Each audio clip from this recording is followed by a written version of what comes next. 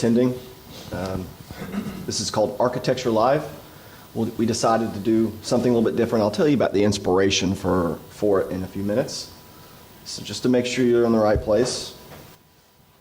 JP, did you want to chat about this slide? Sure. So you'll probably see this through a number of Oracle things. There's a kind of URL on there, j.mp, whatever that means, et cetera, et cetera. And what we're basically looking for people who are interested in data integration to kind of play with some of the new UIs that they're building for ODI. And so make note of the little URL down there if you want to participate. There's some fun gifts if you want to do so. It's an intermezzo slide just to make sure that many people see this and those who are interested can have a play with some fun UIs at Oracle. Fantastic.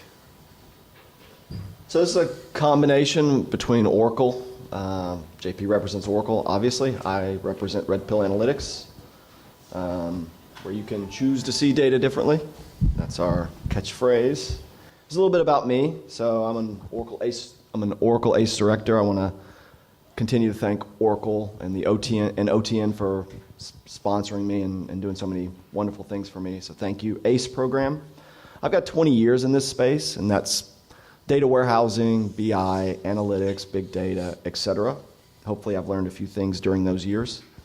If you're interested in following me on any social media avenues, there they are. I'd be really honored if you'd do that. So JP got a surprise this morning when I had our graphics designer create a matrix-style avatar for him. And he okayed it, so there it is. You want to just introduce yourself properly, as Mark Whitman would say? Sure. We seem to have the same number of years of experience, although, of course, I definitely look much younger than Stewart. Might have been the drink yesterday. The gray hair. So yeah, 20 years, I guess. Like I've done all my life at Oracle, but mostly in data warehousing and kind of anything data. Lately, big data at Oracle. Don't do much social media. That's why there's no Twitter handle stuff on there. Like I don't tweet or whatever. But anyways, if you want to be in touch with me, most people know how to find me. And JP, don't you know about the big data use cases for social media? I have no idea those. Okay, go ahead.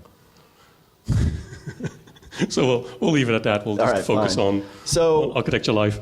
It's been many years ago that we were at a conference in Atlanta, and it was called the Written BI Forum, actually. And JP was, and maybe 5 or 6 years ago, and big data was sort of just catching traction at that point in enterprise architectures. It was had been around for a while in startups and some sort of niche use cases, but it was really just catching on. And JP had just recently become sort of the product manager for big data at Oracle, and he wowed me by drawing architecture with no slides. Because at that time, terms like HDFS and Zookeeper and Yarn and all these things were very, unknown. So he was trying to bring this all around and make it very simple to follow. So many years later, I pitched the idea. Well, let's do the second version of that and let's give that a try. So that's sort of the inspiration. Now, JP has been trying to find his way back from the Philippines for a few days now, so we were supposed to rehearse this a few times. That didn't happen, so welcome to our rehearsal. So there's a couple of use cases, and I'm going to ask the audience to do a little bit of homework on this, okay? So everybody put your thinking caps on, because I want you to remember these numbers. We're going to number these use cases. So as we draw them, just keep in mind sort of what we're drawing, because we're not going to, we'll tell you we're doing use case 1, but try to keep in mind what that is, and we'll probably use the titles. But these are what we've called, and these are not industry terms, we tried to come up with names, passive analytics. And I want you to think of traditional BI, what we probably all think about in terms of data warehousing, BI tools. And when we talk about speed and batch, we're talking about the two separate arms of the Lambda architecture, which we're going to get into in just a minute. So, but passive analytics, BI, we'll be using speed and batch, right? So we'll be using some real-time data there. Mostly batch in most organizations, I would say today. It's simple and complex. So there are use cases where just give me the number of products that sold today. There's also use cases of tell me what a customer is and what we really mean by a customer because they visited this and this, but not that, okay?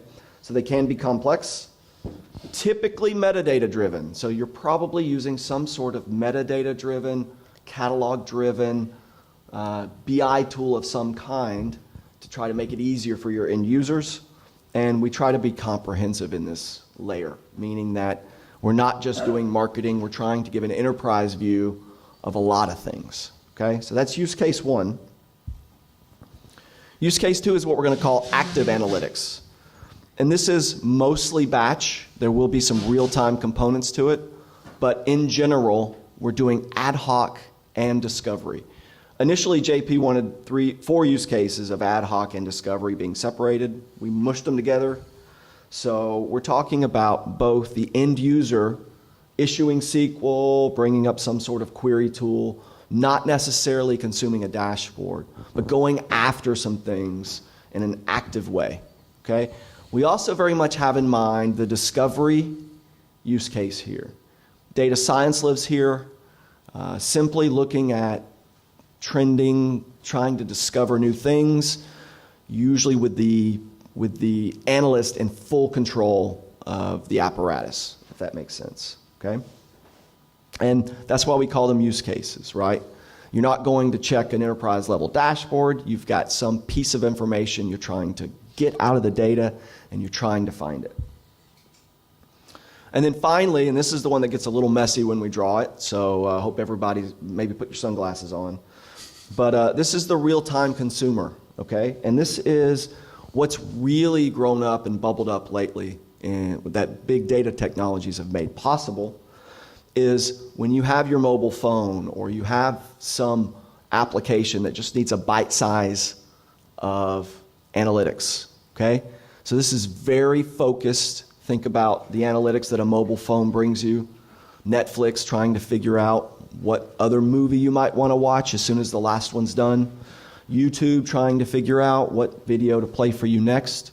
As JP's example, he's going to use with Tripcase that he's been focused on trying to get back from the Philippines for the last several days. So keep that in mind. We're going to try to distinguish these 3 use cases. We're going to draw all 3 of these use cases, and that's what we have in mind. So what is Lambda? JP, do you want to take a stab? Or okay. So the Lambda architecture is the idea that you would have both a speed layer and a batch layer, okay? So when you look at this, the reason Lambda evolved was because so much stuff was getting pushed to Hadoop, okay? Lots of workflows were going there, and Hadoop's great for complex data workflows. But what we realized during that time was these things can take a long time to crunch. And when you try to start getting information in front of end users, Hadoop is not going to be the place you go for that, okay? So Lambda architecture grew up. It's really a placeholder for a lot of different technologies. For trying to introduce a layer that also runs simultaneously with Hadoop, sometimes interacting with Hadoop, sometimes not interacting with Hadoop, to be a way to get real-time data in front of people. So when we talk about speed and we talk about batch, it's because we move so much to Hadoop that we realized its shortcomings. So there is, keep in mind the serving layer, okay? I would draw this diagram slightly different. I would have a serving layer running across both sides because there is a serving layer on front of the speed layer as well, okay? Whatever you're using to query it. Is it REST? That's a serving layer. But this is the traditional Lambda architecture, and this is what we're going to talk to, okay? That's a great question. JP, do you know? I'm not sure, honestly. Thought I was prepared. Sorry. Why are we tweaking Lambda? Okay, so Lambda is a placeholder term. There's a lot of competing terms. Kappa is one for sort of Lambda Part 2. But Lambda has evolved, and we're going to talk about an evolved Lambda in a lot of our use cases. Why have we tweaked it? Well, technology's evolved, okay? So whereas big data distributions used to be mostly Hadoop, now they have Spark, now they have Kafka. These distributions are big and fat because there's a lot of different ways to skin this cat now, okay? So the technology's evolved. We got a lot of different options. Some of the technical issues about, and cloud is solving some of these, okay? So the network speeds that a lot of us deal with on-prem are lightning fast, typically in the cloud. So the interconnections between different cloud products, different platforms, different both compute and platform, is really fast in the cloud. So the idea of having to take your your processing to the data, which was sort of what Hadoop was famous for, making use of local disks for real fast throughput, the cloud is sort of evaporating some of that, okay? So we can start thinking about separating storage and compute. Does that sound all right? Did I get it? Okay. As a product manager for big data, I got to make sure I'm saying it correctly.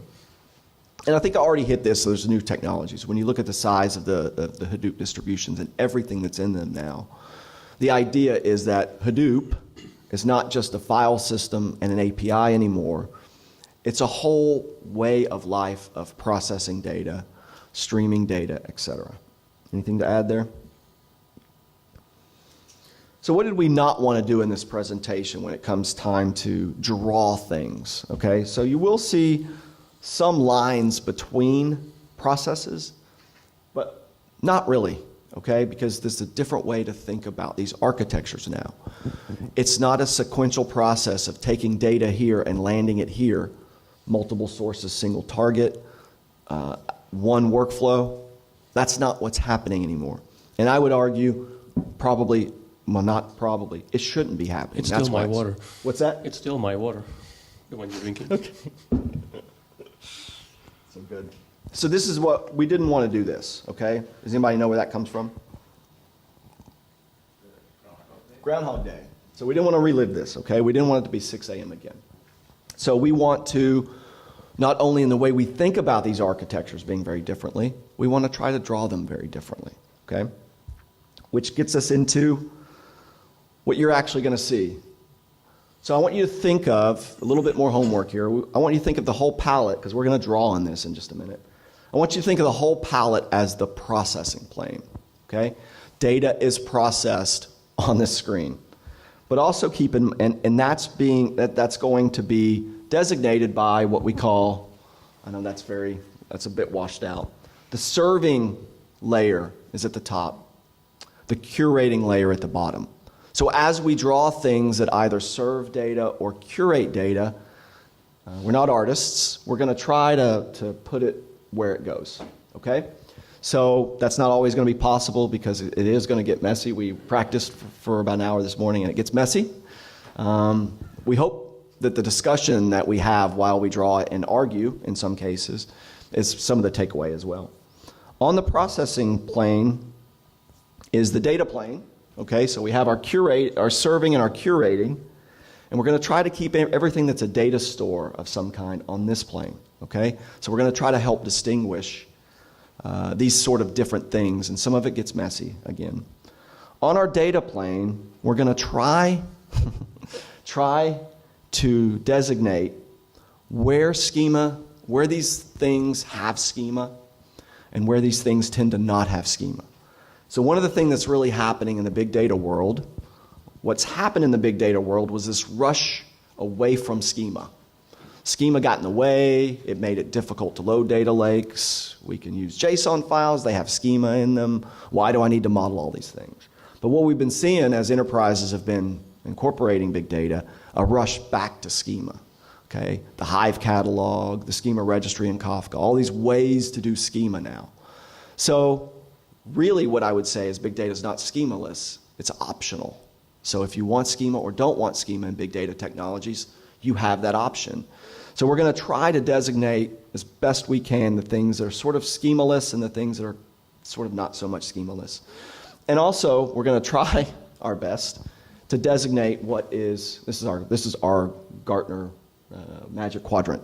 We're going to try to designate where things are sort of at rest and more static and where things are sort of in motion. Make sense? Is everybody game? So with that, the magic happens. Get over my friend. Sure.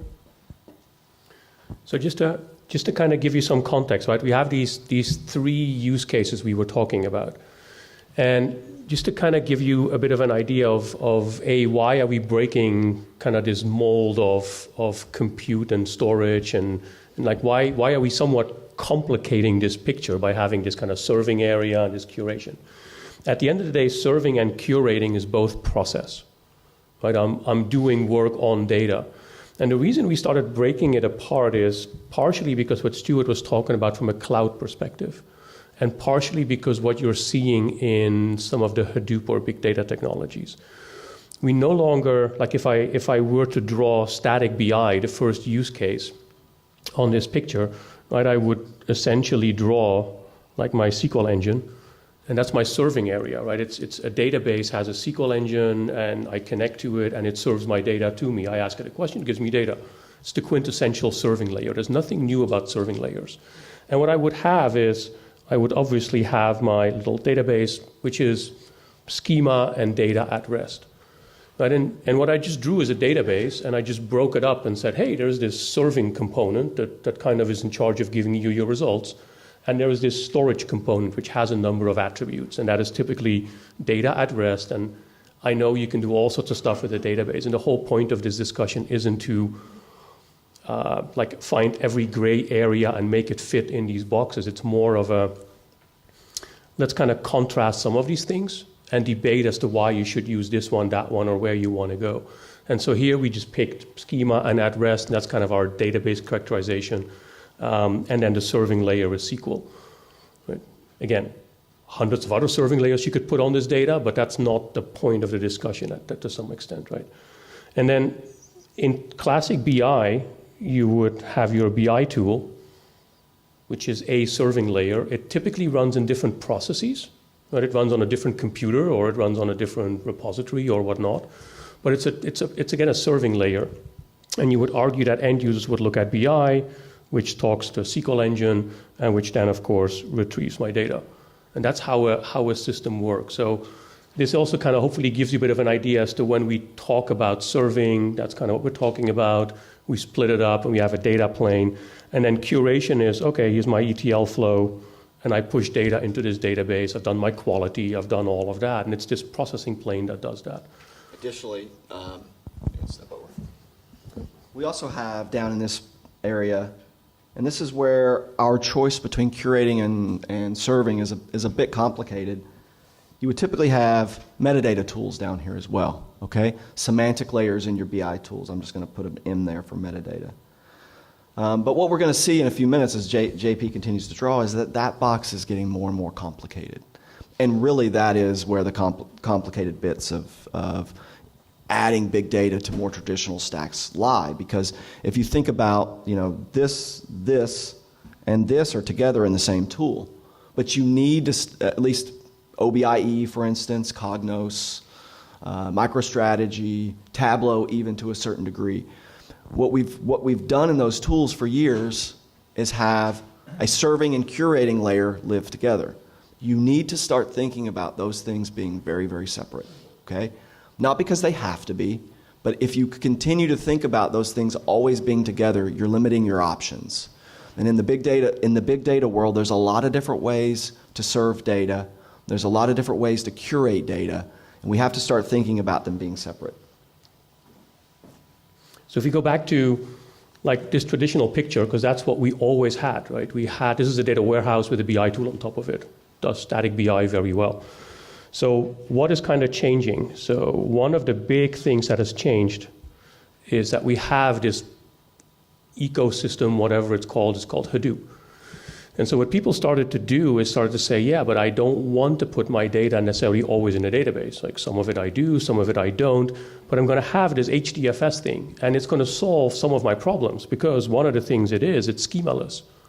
And so the big thing with wonderful ETL is that if something doesn't comply, or I need to do fast ingest, I'm going to struggle in many cases with my ETL tools, with my parsing, with all of the work I need to do.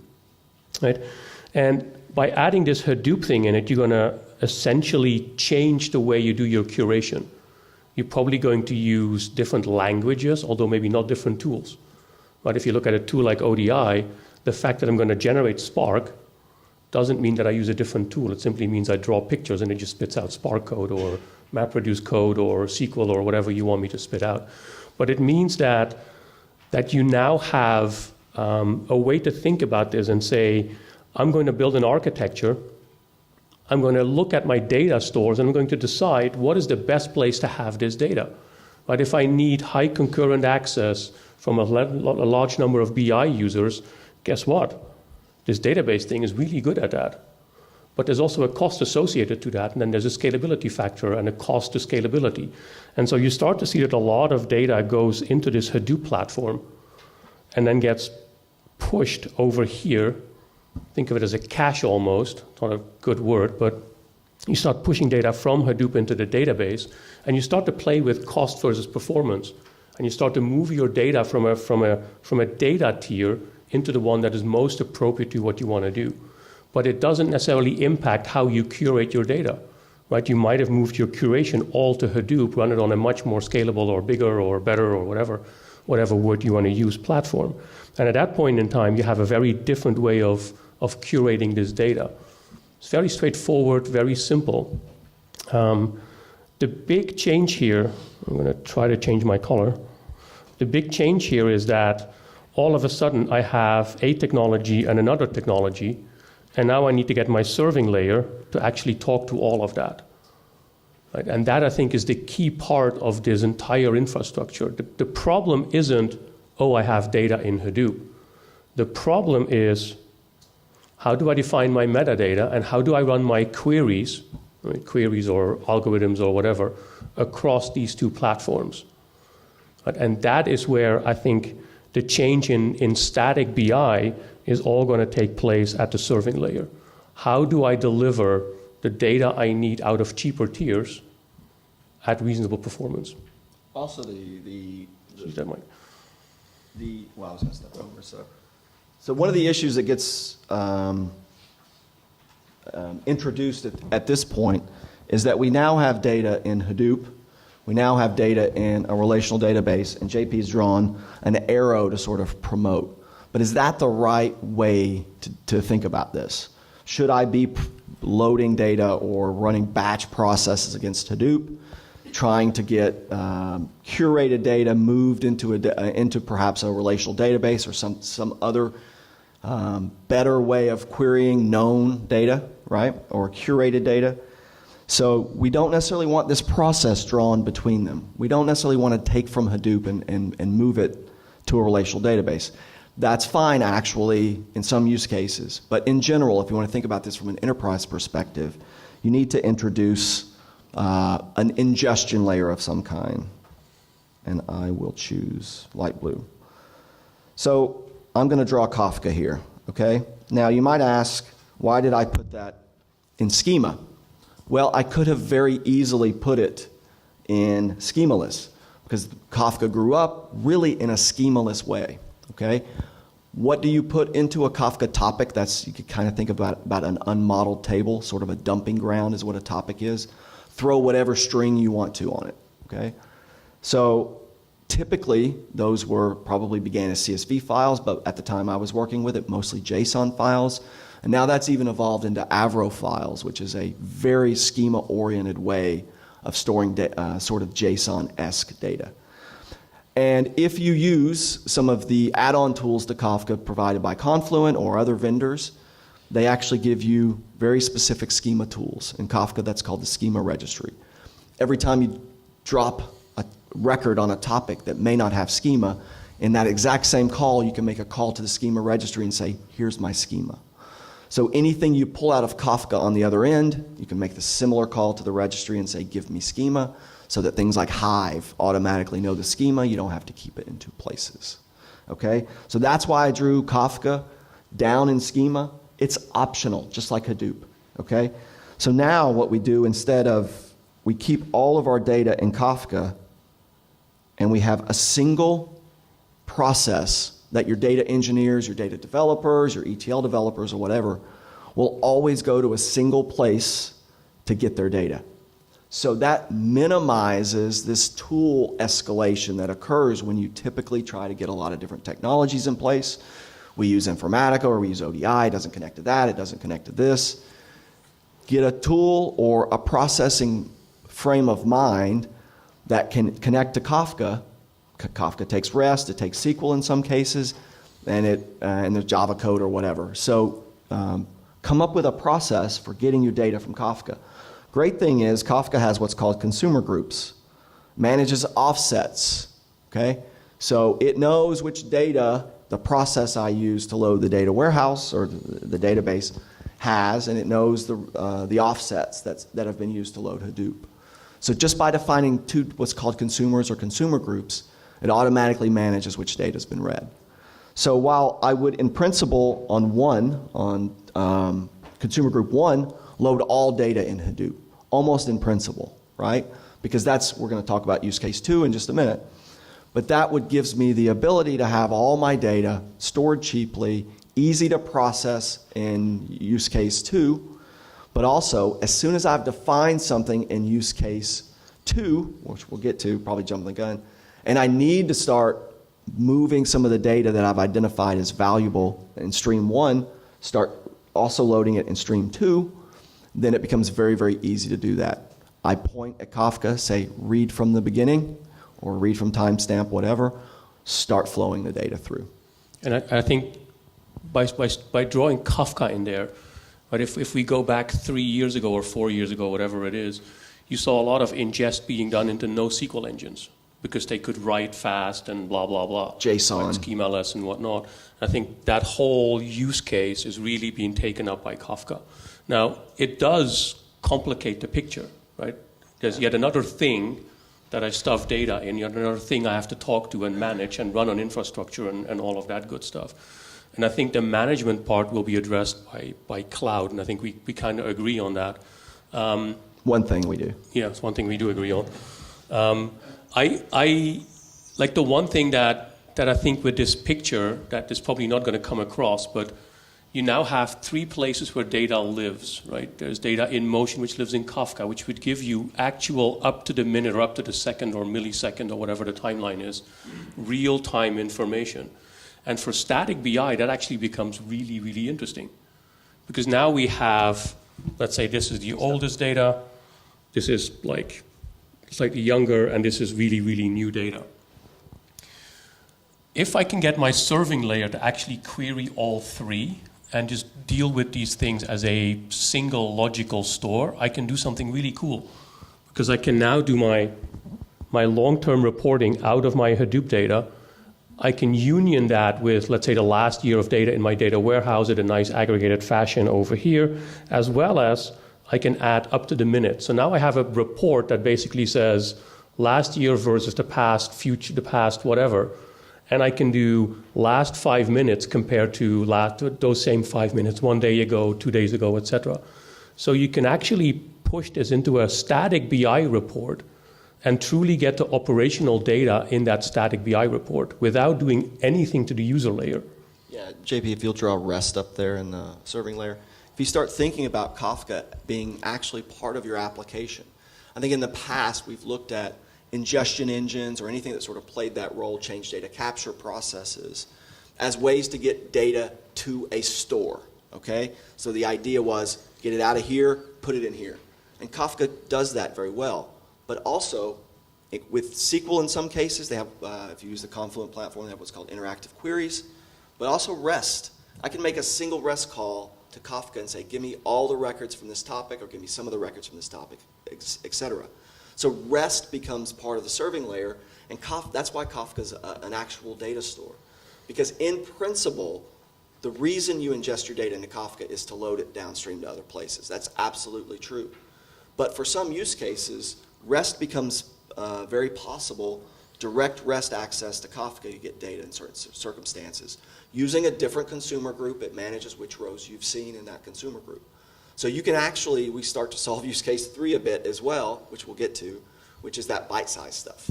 And I think this is one of the things where Stewart and I always have an interesting debate, because while he's all in love with REST. Which one's me? That one. I kind of go with we could actually do this with SQL, which I think for this use case is probably the one you want to go with, because we can do a lot better optimization in terms of performance and just a plug an Oracle product. But if we do this with big data SQL, which we just added Kafka query to, you can actually push down the processing and you get a lot of the performance part that you get from your Exadata and from your big data SQL stuff, and you push that and project that. And so you start pushing like timestamps into Kafka where you get that last 5 minutes of your topic and all of that data. And so... And that also brings up security as well. So big data SQL, and how do we secure all these things, right? So you want to talk about that a bit, JP? Sure. I think that's kind of the crux, right? At the end of the day, because we introduced like this store and this store and this store, right? Getting the metadata right and not having to define 3 times security, right? I don't want to define security over my Kafka with whatever tools they have, and Oracle with whatever Oracle has, and Hadoop with whatever version of Hadoop and whichever distribution and blah, blah, blah. Right? You get this proliferation of these security stores. And I think for specifically these BI use cases, you really want to up-level that security. I think security is going to be one of your main things to worry about. Right? We talked about these data tiers, and they're all like stuff we worry about. But if you can put the security up here, right, and you have a single place where you capture your metadata and your security rules, you're going to make this system like foolproof, right? You do not have missed out things. You don't all of a sudden see data that Stewart wasn't supposed to see, that I should see, all of that good stuff. And specifically because the use case is mass query, static kind of BI on a lot of my data. We want to be comprehensive. So if you can solve the security and the metadata part, which we think we can do with some of the Oracle tools, but also other tools, right, I think you've solved this. And by adding Kafka as well as Hadoop, you can do a number of things. You can streamline how you ingest data. You can focus it. You no longer do peer-to-peer all the time, right? And then you can kind of optimize your cost, and you optimize your speed layer to some extent, right? Because you only query from the layer you need to when you need to. And if you need to move the data, you just move it. If it's cheaper in Hadoop, move it there. If you need more performance, move it to the database. But you all isolate this top part, and that's where you manage basically all these query loads. And that gives you, we think, a very good architecture to kind of base this whole BI stuff on and do the real time, do the large historical stuff, as well as do fast performance. SQL's really made its way back, and all of these technologies have ways for you to access them using SQL. Big Data SQL gives you the ability to sort of configure that once, use it once. Do you want to get started on... So take your photos now if you're going to get them, because we're about to wipe this baby. Any questions on some of the concoctions we put up here? Yeah. So Kafka, you don't store a lot of data there, right? So when Kafka first sort of hit the scene, there's a retention policy you could put in there. And most of the time you would have a retention policy that just allowed you to deliver data to whatever you needed to deliver it to, and then you'd have it sort of disappear. That's not the use case we're seeing today. Most Kafka implementations now store 100% of their data in Kafka. Yeah. So basically you have your data in Kafka, all of it maybe. Yep. You have all your data in Hadoop. Also. Probably. I actually don't think you have all your data in Kafka, right? So this is somewhere where we disagree. Yeah. But if I want to be able to onload a new data store and load all the data that it needs, do I want to go to Hadoop and get that? Now that's possible, but that's not what Hadoop is for. That is what Kafka's for. So if you look at most modern analytics platforms that have built around Kafka, Airbnb, Uber, Kafka is part of the application. It's not a delivery mechanism. All data is there for all time. So but basically that's taking away a use case that was always also an HDFS, Hadoop use case. But people saying, hey, yep. we ingest everything in Hadoop and then we load everything from there. Now we say, no, I- we put dedicated stuff. So I'll try to nuance it. I think you flow everything through Kafka, but you don't necessarily retain everything for posterity in Kafka, right? I'm going to pick random kind of timelines, right? But I'm going to put a 7 over here, which is probably impossible to read, but let's say 7 years in Hadoop, because 7 years seems to be the magical kind of, we need to keep data for that long. And I would kind of put like, let's say 3 months or something like that, or a reasonably shorter duration over here, and probably like 2 years over there. And the reason I'm saying that is, you probably run your Kafka infrastructure on SSDs and on much more expensive hardware or cloud infrastructure. And so you start to play the balancing game. I think Hadoop is still much cheaper, right? And so I think Hadoop is the data lake, and Kafka is its funnel into and reporting of a short period of time of stuff in flight. That used to be done in NoSQL, but since Kafka can be durable, you stick it in Kafka. Why have another thing that does another storage tier, etc.? Make sense? I mean, Yep. We disagree a bit on that, but we'll keep going. So does that make sense? You want to wipe it? Sure. A quick question. In cloud, they charge you by storage and by CPU. So when we are having these additional layers, it's going to cost you more. So storage costs today are barely worth mentioning. Yeah. Yeah, but CPU, Absolutely. pay as you go kind of. So there's many things to say about pay as you go and how you pay for your cloud, right? And there's ways to optimize cost and all sorts of things like that.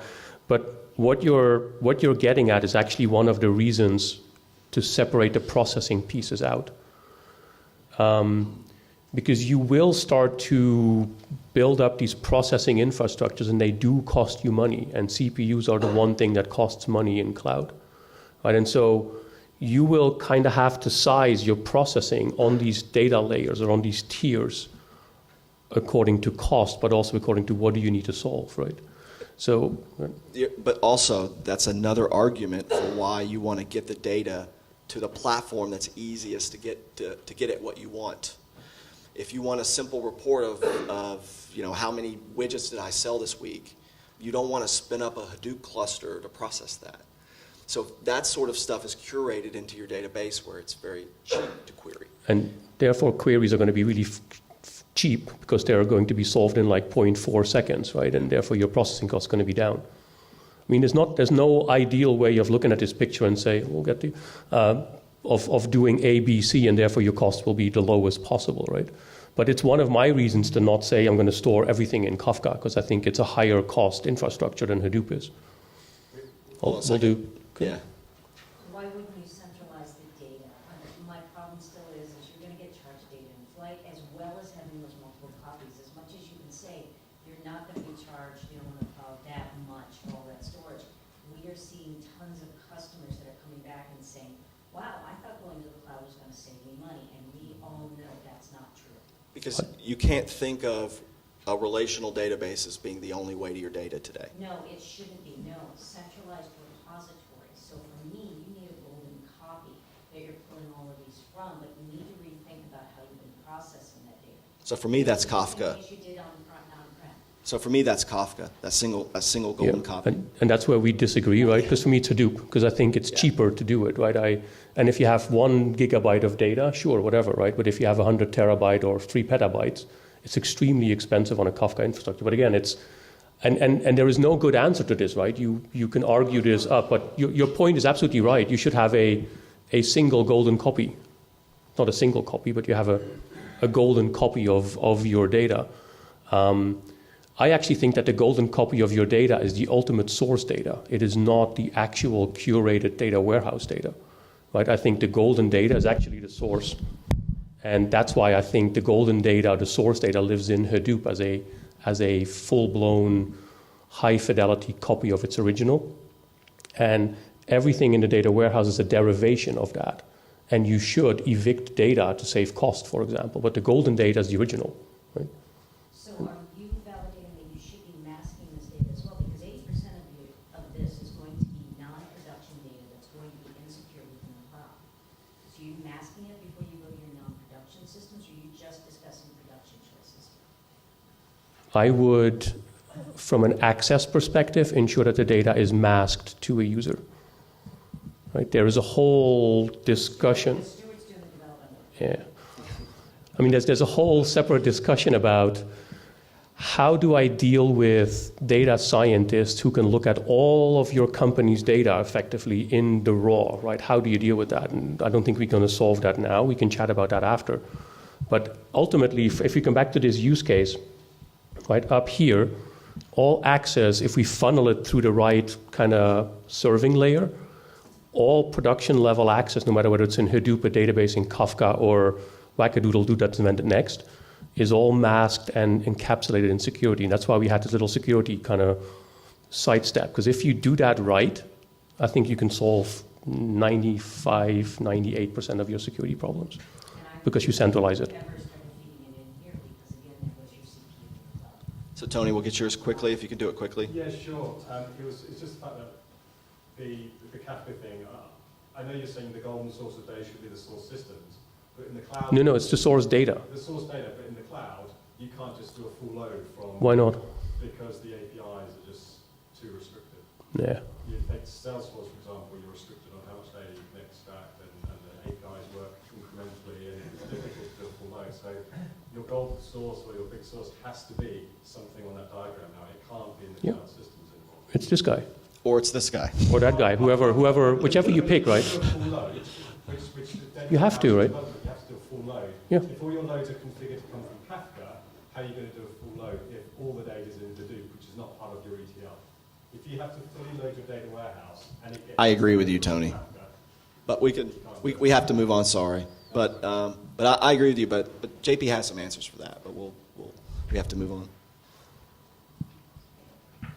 So, okay, let's do... Everybody remember what use case 2 is? That's active analytics, right? So that is both ad hoc and both discovery. So we've jammed sort of data science and ad hoc reporting sort of together in the same place.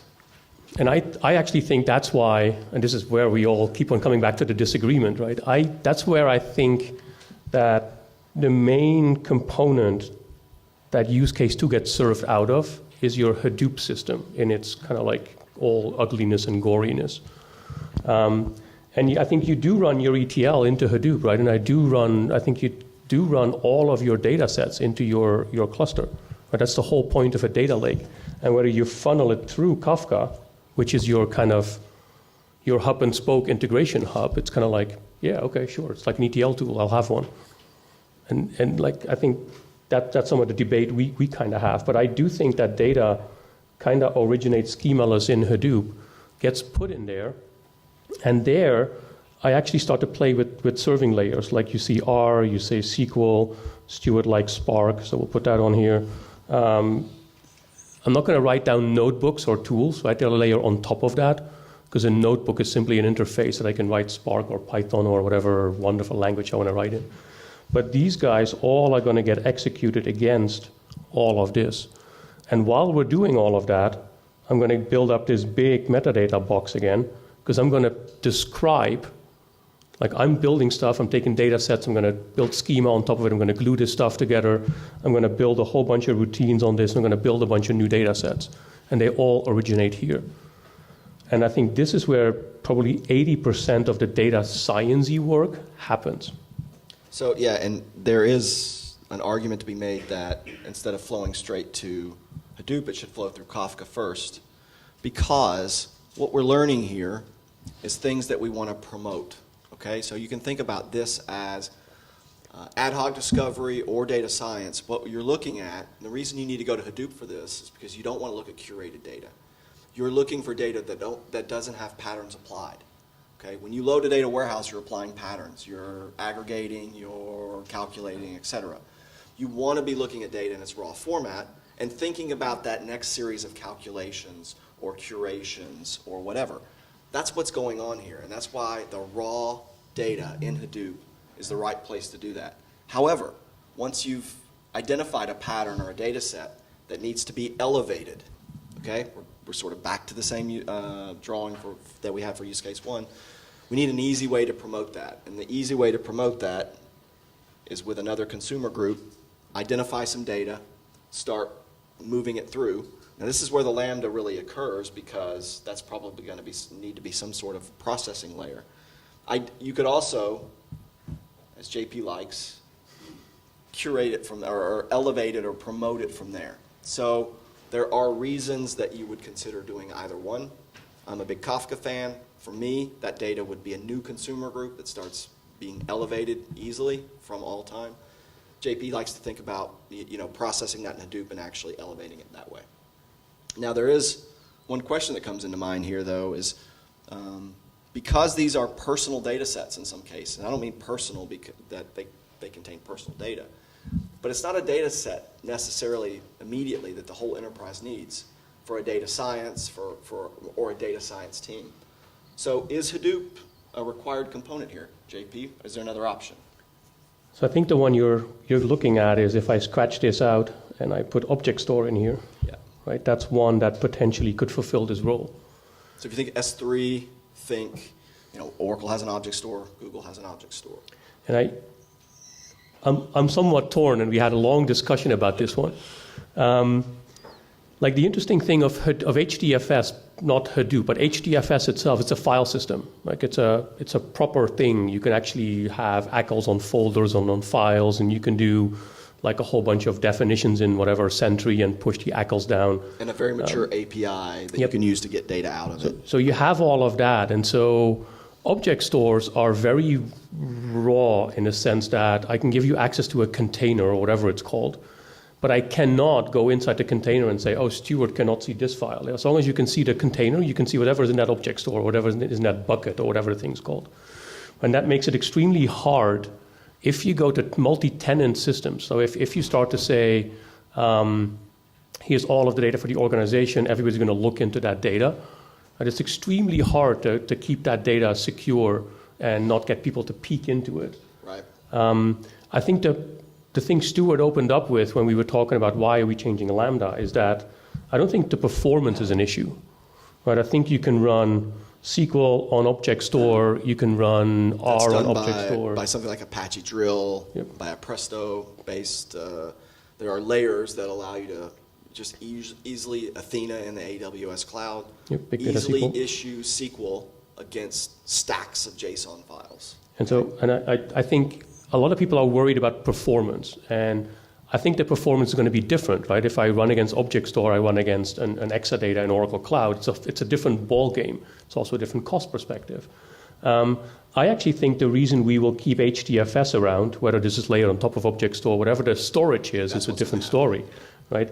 But I think we're going to keep HDFS around from its security perspective, from the fact that I have a real file system and I can segregate, even if you dive into the actual like underlying layers and you go write Spark against this file system, you can still make sure Stewart doesn't see everything, which is a very important thing. Yeah. Whereas object stores, you simply don't have that capability. Will it come? Who knows? But today, I would only use it for single kind of tenancy things. Like Stewart has an application, he needs answers, it's his object store container, he runs his stuff and says thank you. And then he publishes it into some other component, whatever that other component is. You had a question? What is Oracle's object store called? Oracle Object Store. Oracle Storage Object Store. No, Oracle Object Store. Is it? Yeah. Okay. Yeah, I mean, it's their version of S3. I don't know how much they like me to paint it that way, but So you don't think Oracle Graph is an object store? No. Because An object store is simply a place where you put objects, right? And it doesn't have... it's a bucket or container. Yeah, it's literally like you have a box and you throw stuff in it, right? And it simply says there's stuff in your box. Like, Yeah. great. Now, when you start putting things on top of it, like Apache Drill or something Presto-based, or Dremel is what BigQuery is, right, in the Google Cloud. These are all SQL on object store layers that allow you to use SQL. Like, can you run a graph engine on object store? You probably can. You Might be able to. you define metadata and you define where your data is, and in some cases we define HDFS on top of object stores. It is simply an API to address something. And the HDFS on top of the object store is nice because it gives you those HDFS APIs that so many things are written against. Go get data out of Hadoop, go put data in Hadoop. We don't necessarily care about the whole MapReduce side of it. We just want that easy access to get things in and out. There's so much stuff written today that uses HDFS that if you put that layer on top of the object store, you sort of get the best of both worlds. Now, since we're talking about object stores, and while I'm conscious of time, I want to add this one quickly in here. I think what we start to see is, for people who build up cloud systems, and I do it a little incorrectly here, but you start to see that data flows into object store first. And I do this all the time with Stewart's thing. I get all sorts of weird stuff showing up. You put the object store as kind of like your universal staging layer. Because in cloud, what you will start to see is I'll have my data plane and my 24/7 data warehouse and all of that stuff, but I will also have the single tenant. I have an application, I want to solve some problem, I want to get at some data. And there what you start to see is that people start to take data out of the object store in their database or in their HDFS cluster or wherever. And you query directly on this object store. But you're doing single use case investigative work, and you say, I found the answer, shutting this stuff down. And this is a cost optimization, right? This comes to somewhat of your point and somewhat of your point, where you start to say, I'm storing my data in object store. I'm going to spin up a little processing. 42 was the answer. Great, moving on. Shut down processing, no more paying. And my data is in the lowest common cost denominator I can find. Yeah. Right, so people start to play games like that, but you sacrifice some of the security multi-tenancy, and you sacrifice some of the performance. But in some cases, that makes perfect sense. Right? So you start to kind of play with these components. The object stores all have very easy put APIs, right? So, and it's very easy to drop a file. So almost the idea of using like a REST API to put something somewhere is almost being erased by whatever API that the object store has for put a file, Yep. right? We're starting to see some competition from the object store with Kafka as well, because object stores have versioning, object stores have, you manage offsets and those sorts of things in object stores. So we're starting to see some competition there with people using cloud-based object stores as the universal ingestion engine. You can roll back, roll forward. That costs money to turn on versioning and tagging and all those sorts of things. But there's versioning built in there, and that's pretty valuable. And I think the more of the story, hopefully you start to see why this serving layer becomes so important, because you start on playing with data plane all the time. We just add another storage engine, right? There's an object store. It's like, oh, okay, what do I do with that? And so it all comes down to how can I make sure that my serving layer addresses all of those, because that's where you're going to solve your key problems. And then based on cost and whatever, on-prem, off-prem, cloud, whatever, you start to play with these storage tiers and drive stuff that way. We better move on. Better move on. You guys remember what use case 3 is? I don't. Real time, you wrote it down. Real-time consumer. And this is that bite-sized notation, right? Analytics delivered to you. What's your example about trip My case? example is TripCase, right? I mean, like if you ever have to, like TripCase is like one of these travel app thingies on your phone that has like your gate information, your flight, your whatever, and as soon as your flights get delayed and you start missing connections, or your My Delta app or whatever, right, that's going to be your best friend because it keeps you in real time, whereas the airport goes like, life is great, and your app goes like, oh, the hell in a handbag right now, like you're like, ah. And I think that those are the apps that a lot of people are kind of engineering to. And the weird thing of drawing that is that you replicate a lot of this stuff. Because what you end up with over here as a serving layer is like some kind of geographically dispersed, distributed caching thing. And I think this is actually where NoSQL probably will play. That was really poorly written, but that's NoSQL. And it actually has a schema-less serving engine all by itself. And so your serving layer becomes really detached from your like centralized whatever system. And I think what you start to see is, let's just put Kafka in, because Stewart's favorite component. So data flows into Kafka, right? I'm an airline or I'm whatever, and I push all of my updates into this universal kind of bus. And this bus simply gives state to me. Right? And what I push up here in this NoSQL is very static. I don't care about Stewart's travel, right? I don't care about whether shipping lanes are congested. I only care about, is my flight at a gate and is it on time? And so it has these very specific things. And what I want is real-time updates, right? Something changes, show me. Right? And I want alerts and all that jazz. But at the end of the day, that's what I'm doing. And I think this is a very, very simple way of doing it. It's really complicated to build like a web tier on top of this and to get all this crap on top to scale, right? So I'm going to not do it justice here. But at the end of the day, your data plane simply supplies status and state into like a distributed caching engine. And then it becomes really fun if you start to say, oh, your flights are delayed. Like, what could we do with this? This is a really bad example, but let's sell JP like a cheap lounge pass because he's horribly bored at this airport. Right? So you start to do all sorts of model building, and I think you build models in your curating layer. Right? So you go to, let's say, a Spark, and you start to analyze data, and you build these predictive models that say, if JP gets stuck on an airport, offer him a free beer, because he desperately likes beer. Right? Yep. And you find all of that, obviously, by mining. Use case 2, you mine all this information, you generate all these profiles, you kind of build these models. You use your curating layer for that, right? It's nothing to do with serving. You're literally churning through this data, building, testing these models, refining them. So we kind of step back to use case 2 for that. Yep. That was what would be going on in use case 2. And then you operationalize these models, and you push those into this tier as well. Right? And this is kind of the production part I think everybody always struggles with, because building models is one, but deploying them, running them, and maintaining and managing them is a whole different world. And I think the hard part of this use case is not this. It's not necessarily building the models, but it's how do you do versions on these models, how do you deal with that, and how do you keep these models accurate and whatnot. And that's the hard part of this, and I don't think there's a good answer for this, but this is where really the hard work of productionizing your real-time applications comes into play.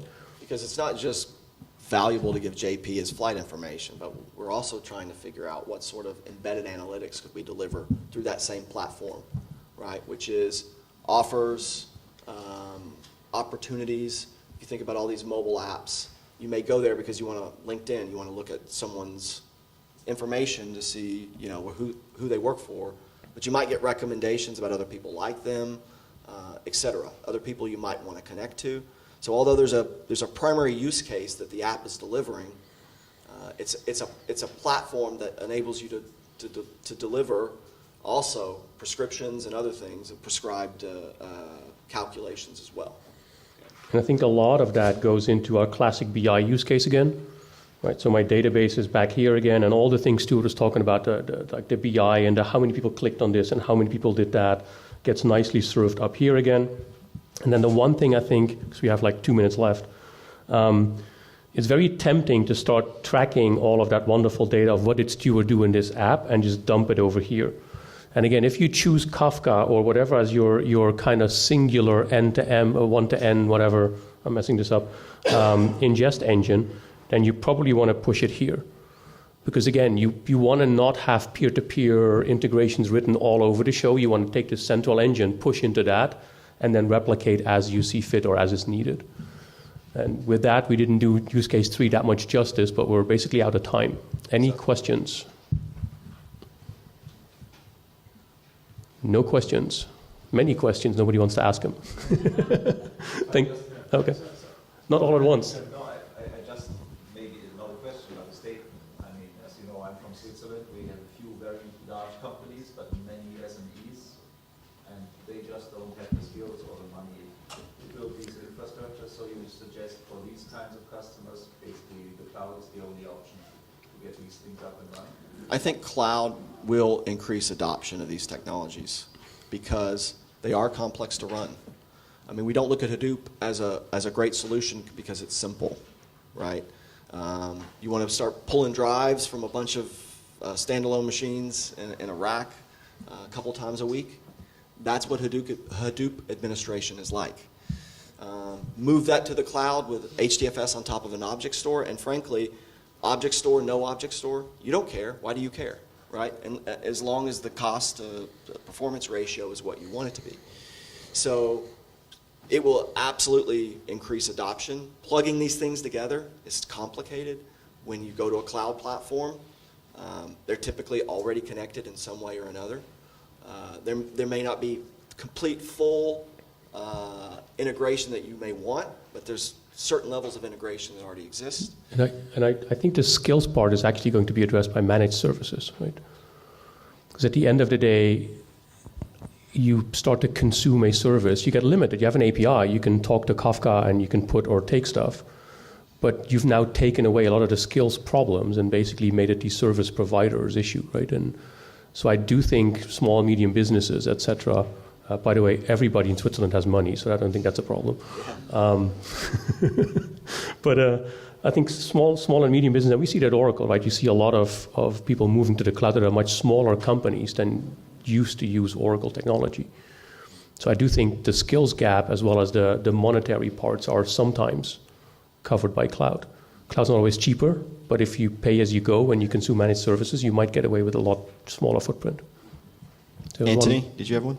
Well, I was just going to say, I mean, you have the 3 different UK use cases there. Do you see 3 different architectures, or No. would you merge all this together on the one? I think you actually caught up on the conclusion, which is I think you'll We didn't probably get to, have. sorry. Yeah. I think you actually end up with a very similar picture to serving all of those use cases, because these use cases are effectively what you built the system for, and you'll have all 3 of them. And I think you want to get out of the business of my BI comes out of a database, my data scientists get 7 Hadoop clusters, and then my ETL guys have a Kafka cluster, and then it's all like not hooked together. Right? Whereas if you consolidate it and you have your golden copies living in these systems, I think you kind of have the answer to the problem. And now that we have Event Hub in the Oracle Cloud, which is Kafka, it's technically Confluent under the covers. I He believe. loves Kafka. That would be your, I mean, there's a REST API. You can dump data in there. Where do you want to put it after that? Worry about that later, right? You might do an object store first because it's, you know, for lots of reasons. But then into Kafka, and then you can go anywhere from there.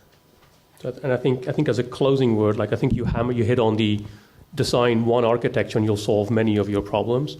And second, detach the data plane from the processing plane and use whichever is the best processing engine or serving engine.